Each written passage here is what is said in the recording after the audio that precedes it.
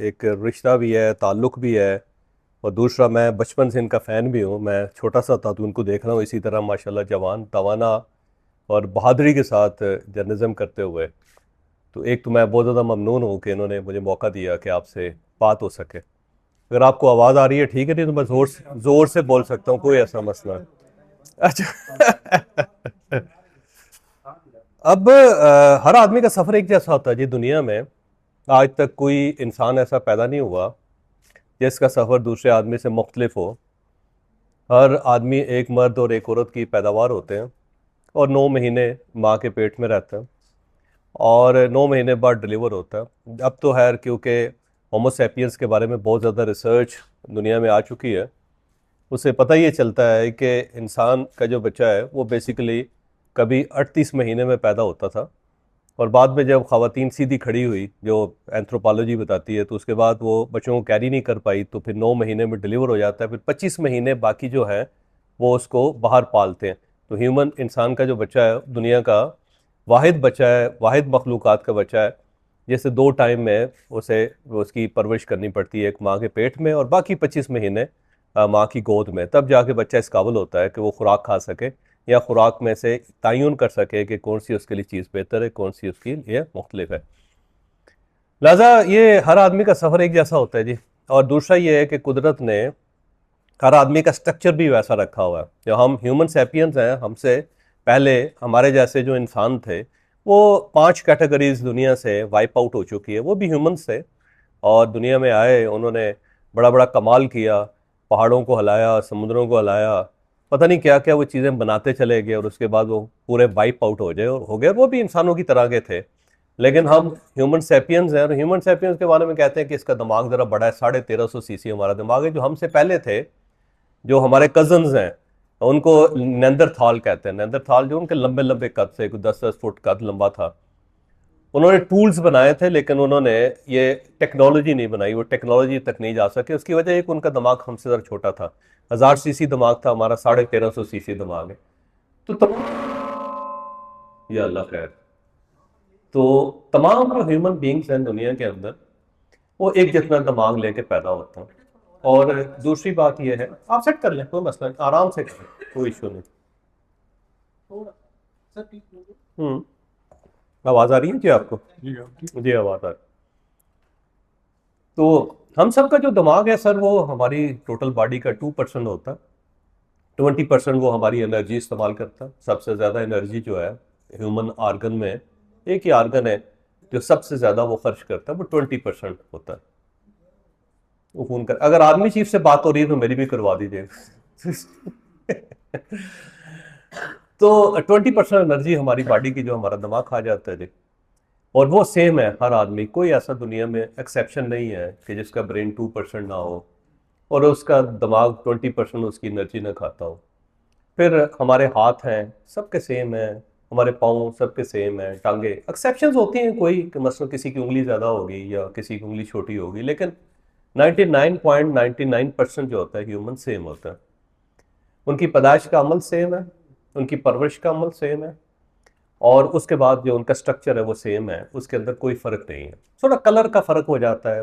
अल्लाह ताला ने 5 नस्लें बनाई है दुनिया के कलर के लिहाज से। एक येलो रेस है जो इस साइड पे, मशरक़ी साइड पे सारा जो पीले रंग के लोग हैं। फिर ब्राउन लोग हैं हमारे जैसे जो दरमियान के अंदर आते हैं। फिर वाइट हैं जो सफ़ेद रंग के हैं। फिर काले ब्लैक हैं और फिर रेड हैं जो रेड इंडियंस यानी अमेरिका की तरफ है। तो 5 कलर्स हैं इंसान के, बाकी उसका स्ट्रक्चर जो है ना बिल्कुल सेम है।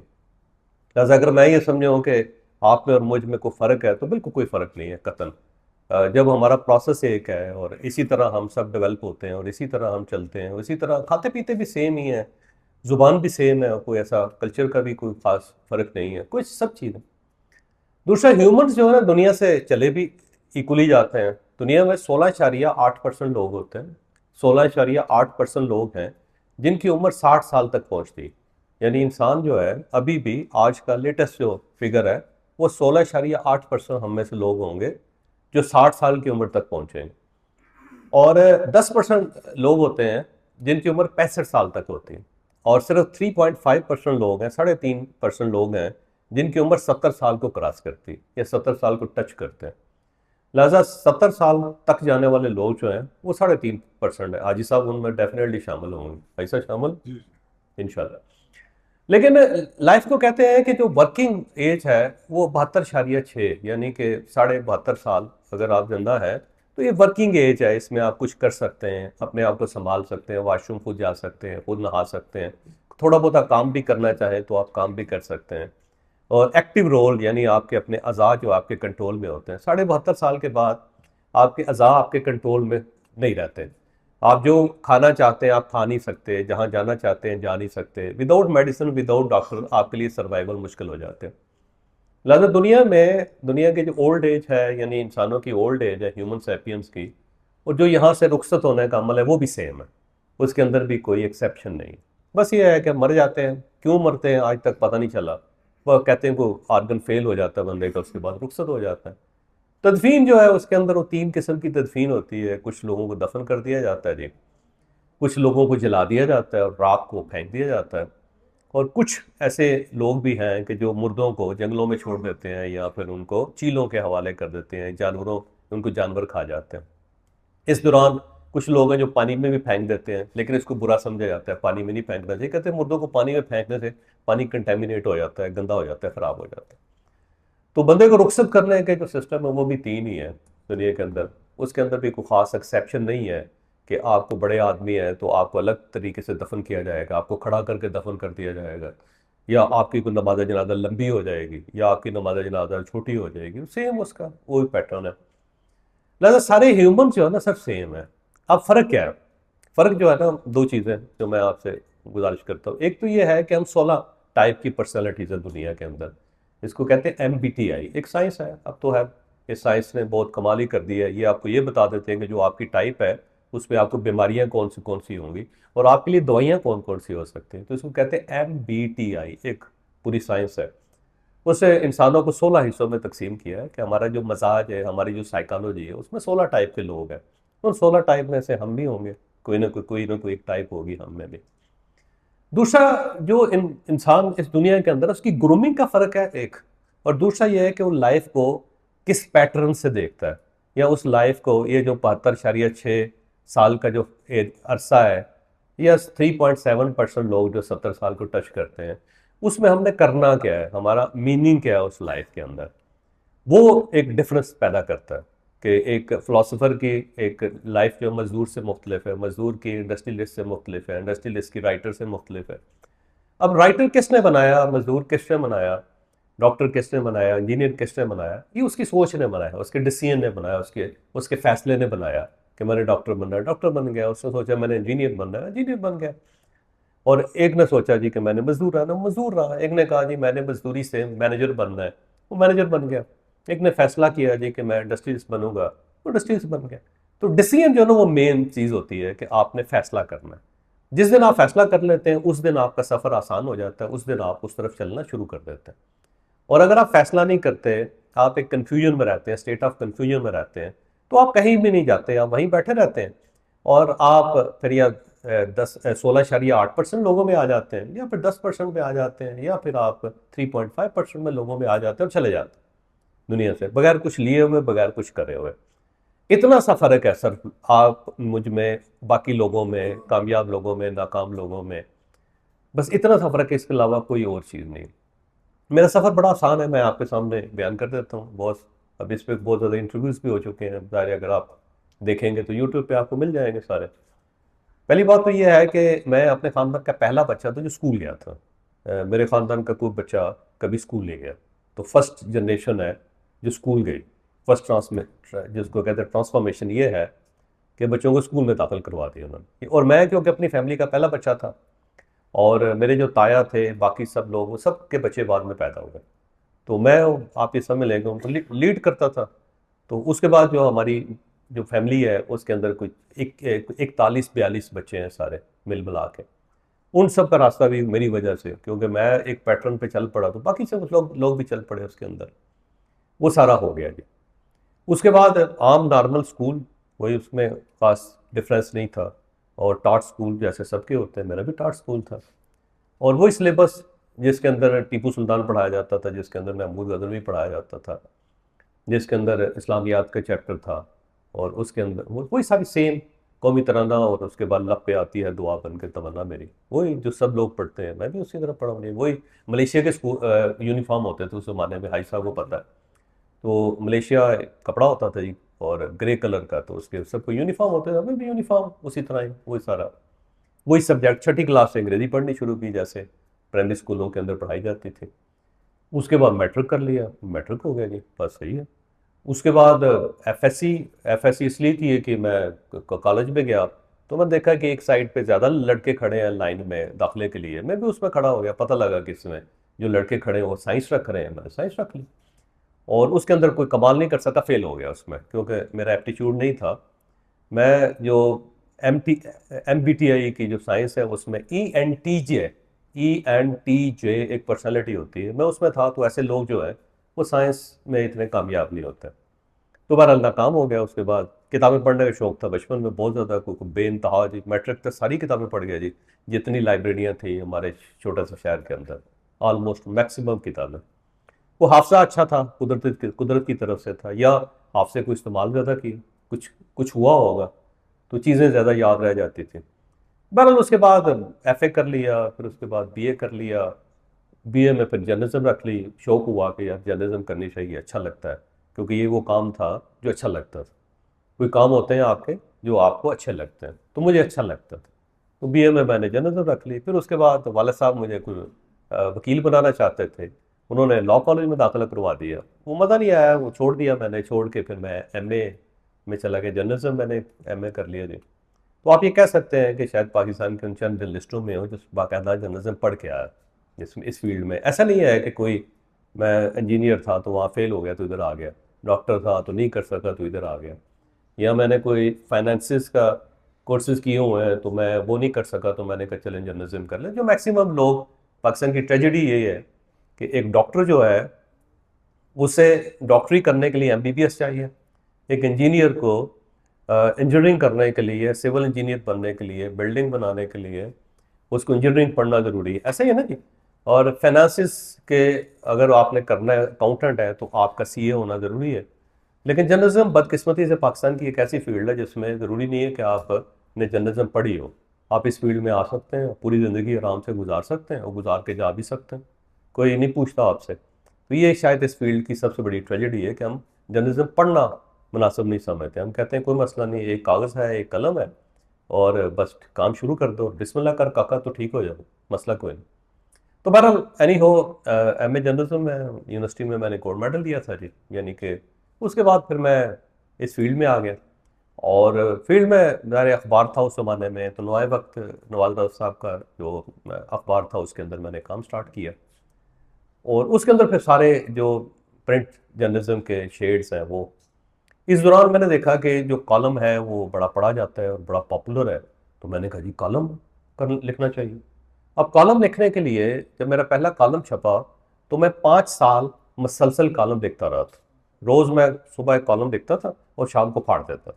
उसका तरीका ये होता था कि मुख्तलिफ जो वर्जन्स होते थे उस ज़माने में, मुन्नू भाई साहब बड़े मशहूर थे, और उसके बाद भी बाकी बहुत बड़े बड़े जर्नलिस्ट हैं, मैं सबका नाम नहीं लेना चाह रहा, तो बहुत मशहूर थे। तो मैं उनके मुख्तलिफ जो लोग थे ना उनके रंग में कॉलम लिखने की कोशिश करता था। मतलब मैं सोचा कि आज मुन्नू भाई के किस तरह की क्या टेक्निक इस्तेमाल करते हैं तो वैसे कॉलम लिखना चाहिए। तो आज एक वाक़या हुआ है तो मैंने लिख लिया, कॉलम रख लिया। अगले दिन जब मुन्नू भाई का कॉलम छपता था तो मैं उसको पढ़ता था, मैं देखता था कितनी रिजेम्बलेंस है। तो जब मुझे पता चल जाता था कि 10% है, 15% है, तो मैं अपना कॉलम फाड़ देता। तो 5 साल मैं ये करता रहा। अच्छा, ये जो 5 साल बगैर किसी जगह छपे हुए भाई साहब, ये मैंने कहाँ से सीखा? ये एक काम है ना, ये एक ख्याल है। और हो सकता है मेरी जो बात है उसमें जो नए जर्नलिस्ट हैं उनको कुछ शायद फ़ायदा हो जाए। वो ये था कि जब मैंने जर्नलिज्म मैं MA जर्नलिज्म कर रहा था तो मैं कोई लायक स्टूडेंट नहीं था, नालायक स्टूडेंट था।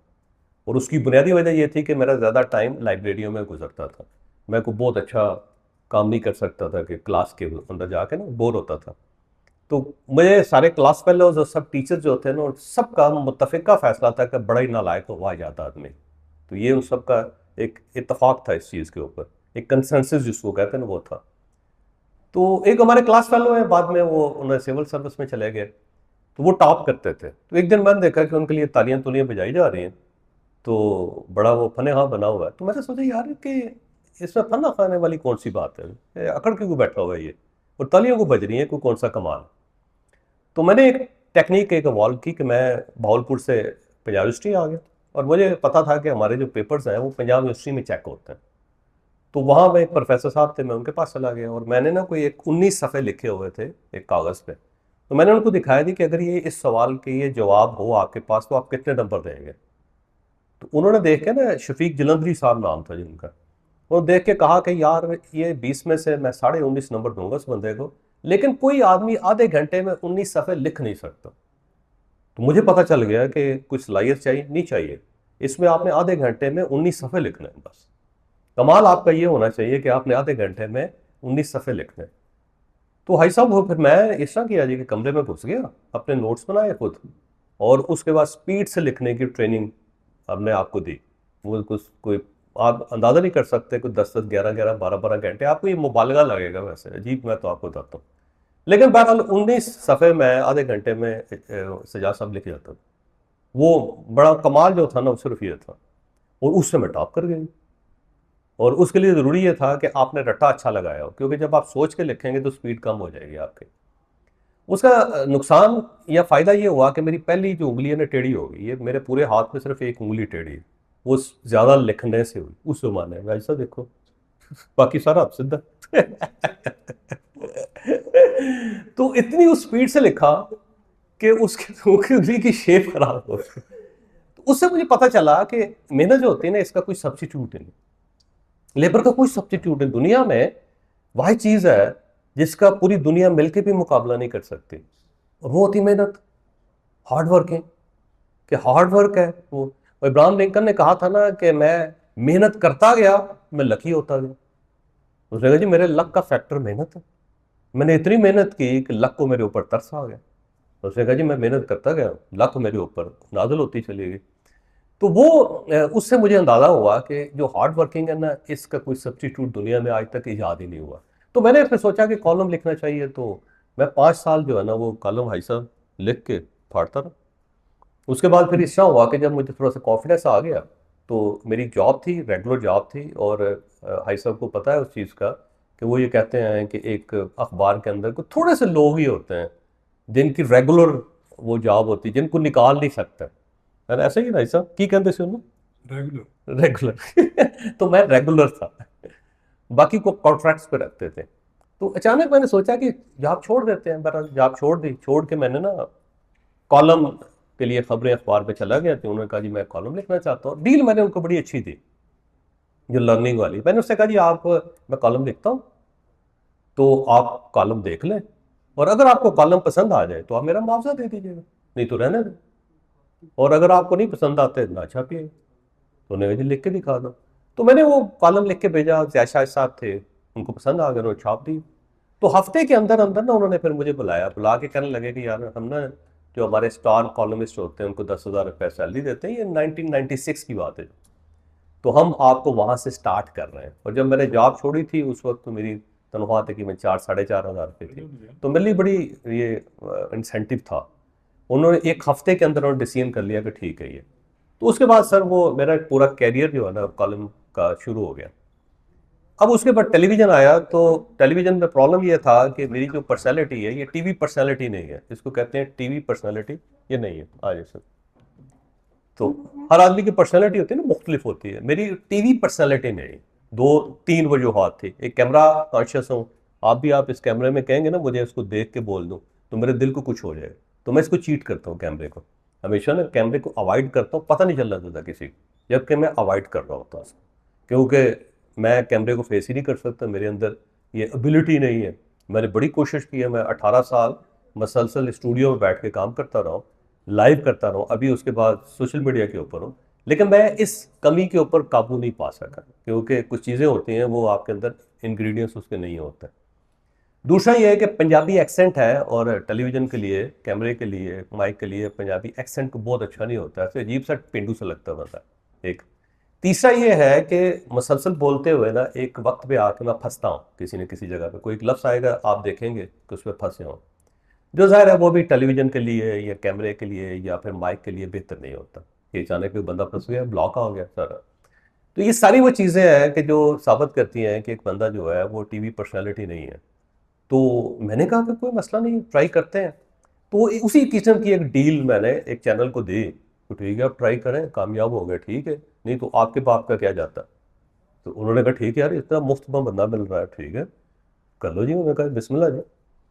तो वो करके, और उसके लिए बड़ी मेहनत करनी पड़ी जी, दिन रात उसी तरह सेम। मैं आपको आगे चल के बताऊंगा कि ये मेहनत का फार्मूला क्या है, कि कैसे मेहनत की जा सकती है। तो बहरहाल अल्लाह ने ख़ास रहम और उसने करम किया, वो चल पड़ा। उसके बाद ये सोशल मीडिया आया जी 2010 में। अब 2010 में टच स्क्रीन आई है, फिर सोशल मीडिया आया। अब उसके लिए एक ऑल टुगेदर एक नई एजुकेशन चाहिए आपको, नई अंडरस्टैंडिंग चाहिए, क्योंकि ये कन्वेंशनल तो है ही नहीं, अनकन्वेंशनल है, पूरी दुनिया बदल गई। और उस ज़माने में क्योंकि मैं बाहर बहुत जाता था तो मुझे महसूस ये हुआ कि ये एक नेक्स्ट स्टेप है, नेक्स्ट जनरेशन है, और इसने पूरे मीडिया को खा जाना है, ये ख़त्म कर देगा सब चीज़ों को। इसके बगैर कोई इबादत भी नहीं चल सकेगी। आज भी देखें ना, उलमा कराम वो पॉपुलर है जो सोशल मीडिया पे, जो सोशल मीडिया से बाहर है वो तो पोप नहीं चलता। वो पोप भी वो होता है जो जिसकी प्रेजेंस है सोशल मीडिया के ऊपर। और इलेक्शन जो है वो सोशल मीडिया के जरिए लड़े जा रहे हैं। और कहते हैं कि दुनिया में 3 बंदे हैं जो सिर्फ सोशल मीडिया की बुनियाद पर है। नरेंद्र मोदी है, हमारे इमरान खान साहब हैं सोशल मीडिया, और डोनाल्ड ट्रंप। ये सोशल मीडिया को चीट करके प्राइम मिनिस्टर बने हुए हैं या प्रेसिडेंट बने हैं। इन्होंने कमाल ही कर दिए, क्योंकि उसकी वजह इसके बगैर इलेक्शन भी मुमकिन नहीं है यार, ऐसा ही है ना। तो ये 2010 में जाके जब ये टेक्नोलॉजी आई तो उस वक्त मुझे ये महसूस हुआ कि ये फ्यूचर की टेक्नोलॉजी, तो मैंने लर्न करनी शुरू कर दी। लर्न करते करते करते करते 2010 में मैंने छोटा सा प्लेटफॉर्म बनाया जी। एक वो पाकिस्तान की पहली वेबसाइट, न्यूज़ वेबसाइट थी, बड़ी अच्छी चलती रही। उसके साथ साथ नए नए टूल्स आते गए, हम उसको लर्न करते चले गए। अल्टीमेटली अब जो है वो यूट्यूब है, तो यूट्यूब के ऊपर माशाल्लाह हमने ये काम किया हुआ है। और साथ अपनी वेबसाइट है, जो वेबसाइट पे चले गए। तो अब ये सारा जो सफ़र है ना जी, वो मैं आपके सामने समा तो उसको कर दिया सारा। ट्रांसफॉर्मेशन है, ट्रांसफॉर्मेशन जो है करते जाएंगे, होती जाएगी। छोड़ देंगे रुक जाएगी, नहीं करेंगे ख़त्म हो जाएगी। तो अब इसके अंदर फार्मूला जो है ना मेहनत का, वो मैं आपसे अर्ज करके उसके बाद जो आपके सवाल है मैं हाजिर होंगे। पहला तो ये कि एक बंदा था, तो उसको ये ऑफ़र की गई कि तुम्हें हम बड़े अच्छे पैसे देंगे, लेकिन तुमने शेर के साथ रहना, रहना तुमने शेर के साथ। तो उसने कहा जी शेर तो खा जाएगा। उसने कहा बस चैलेंज है, हम कर सकते हो तो ठीक। तो उसने कहा जी मेरी 2 शर्तें हैं, अगर आप ये मान जाते हैं तो मैं कर लूँगा। उसने कहा हाँ। उसने कहा एक तो शेर को कोई और फीड नहीं करेगा, कोई और खाना नहीं देगा, खाना मैं दूँगा, ठीक है। नंबर 3 ये है कि 3 दिन तक कोई बंदा शेर को देखेगा नहीं, शेर के साथ मैं अकेला रहूँ। तो उन्होंने कहा जी ठीक है कर लें। और 3 दिन बाद उन्होंने जाके पिंजरा खोल के देखा, तो देखा कि शेर और दोनों एक दूसरे के साथ सोए हुए मज़े से। बंदे ने ना अपना सर जो है ना शेर की पीठ पर रख के ना खराटे ले रहा, शेर भी खराटे ले रहा, दोनों मज़े से सोए हुए। तो उन्होंने उठा के पूछा कि यार तूने ये कैसे किया। कहने लगा जी कोई ख़ास फार्मूला नहीं था, बड़ा आसान था। शेर तो ज़ाहिर है बड़ा खूंखार है और मैं इंसान हूँ, मुझे तो उसने खा जाना था। कहने लगा किया कुछ भी नहीं, मैं 2 दिन मैंने इसको खाना नहीं दिया, 2 दिन में ये भूखा था। उसके बाद फिर इस तरह किया कि मैं पिंजरे के साइड पे बैठ गया, इस साइड पे बैठ गया। एक नवाला मैं उसको देता था और साथ में अपनी रोटी मैंने रखी हुई थी, एक नवाला मैं ले लेता, फिर उसको एक नवाला देता था, फिर अपने आप को नवाला देता था। कहने लगा इस तरह ये है कि उसने खाना खा लिया। अगले दिन फिर मैंने ये किया, 2-3 मरतबा किया। शेर अंडरस्टैंड कर गया कि हम दोनों भूखे हैं और एक दूसरे के भाई हैं, और हमने अगर सर्वाइव करना है तो हमें एक दूसरे का ख्याल रखना पड़ेगा। मैं अगर इसको खा गया तो मैं खुद भूखा मर जाऊँगा। तो बेहतर यह है कि इसके साथ लिविंग रिलेशन रखते हैं एक, ताकि ये भी बचा रहे और मैं भी बचा रहा हूँ। और ये बंदा बड़ा ईमानदार है कि पहले मुझे खिलाता है फिर खुद खाता है। कहना उसको वो अंडरस्टैंड कर गया इस चीज़ को कि यहाँ कोई और बंदा आ नहीं रहा, खुराक का कोई और सोर्स है नहीं, सिर्फ ये है और मैं हूँ। और अगर मैं इसको खा जाऊँगा तो मैं कहाँ से खाऊँगा। तो बेहतर ये है कि इसके साथ जो है ना अपने मामला सेटल करते हैं। अब इस कहानी के अंदर जो एलिमेंट है वो ये है कि इंसान के अंदर ये एबिलिटी है कि वो शेर को भी सुधार सकता है, उसको भी अपने साथ एडजस्ट कर सकता है। तो जब आप शेर को सुधार सकते हैं, तोते को बोलना सिखा सकते हैं, गधे को बोझ उसके ऊपर लेके लाद के उसको लेके जाना सिखा सकते हैं, पूरा पूरा चिड़ियाघर आबाद कर सकते हैं जिसके अंदर हर किस्म का जानवर होता है, और वो आपके साथ फ्रेंडली हो जाता है। आप भैंस को, गाय को मजबूर कर देते हैं कि वो अपने बछड़े के लिए दूध ना दे, आपके लिए दूध पैदा करे, और खुशी खुशी वो आपको दूध दे देते हैं। जब आप उसे उसके लिए राजी कर लेते हैं तो अपने आप को ट्रांसफॉर्म करना तो मसला ही कोई नहीं है जी। जब आपने ऐसा काम किया है कि जो दुनिया में मुमकिन ही नहीं था, शेर को सुधारना कोई आसान काम है जी। वो हर चीज़ जो जिसके अंदर सांस होगी, जिसके अंदर खून होगा, उसको खा जाएगा।